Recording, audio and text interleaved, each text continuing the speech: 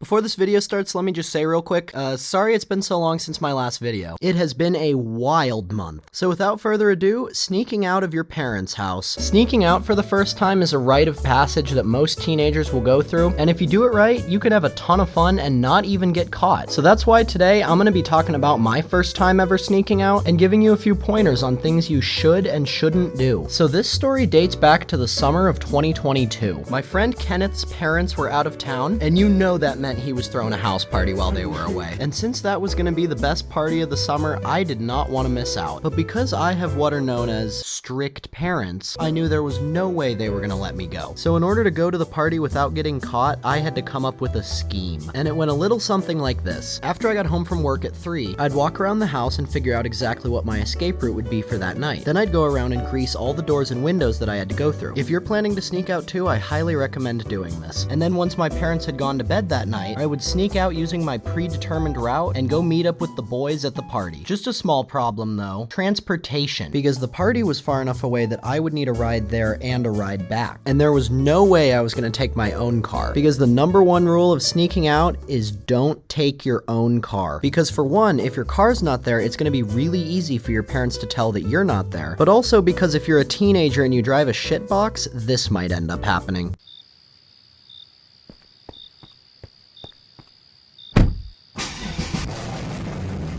Oh yeah, that's right. You chopped the muffler off your car with a hacksaw, upgraded to a performance exhaust, and now your car wakes up half the neighborhood every time you cold start it. Now obviously I'm joking, kinda. But seriously though, don't take your own car, have a friend drive you. And while we're on the topic, make sure that your friend has gas in their car, because one of the times I snuck out, I went on a Taco Bell run with Kenneth and Harrison, and we ran out of gas in the middle of nowhere. But anyways, now you should be at the party, and now it's time to have some fun. Now this part's pretty self-explanatory. Drink some silly juice, smoke some za, hit some absolutely atrocious dance moves that drunk you thinks are good. You know, just have a good time. But don't overdo it, because at some point you are gonna want to sneak back in, and the last thing you want is your parents waking up at 3 in the morning and finding you in the living room blackout drunk doing some crazy shit. So yeah, basically have fun, but don't have so much fun that it comes back to bite you later. Now there's one more thing I haven't mentioned about sneaking out, and that's to not forget about the day after the party. Because the first time I snuck out, I stayed out until 4:45 in the morning. And don't get me wrong, I had a ton of fun, but I forgot that the next day, I had to wake up at 6 a.m. to go drive to Albuquerque. And having to go and do that on 1 hour of sleep was brutal. So yeah, that's how you sneak out of your parents' house. Need more videos to watch? Here's a playlist of all the videos I've ever made on this channel.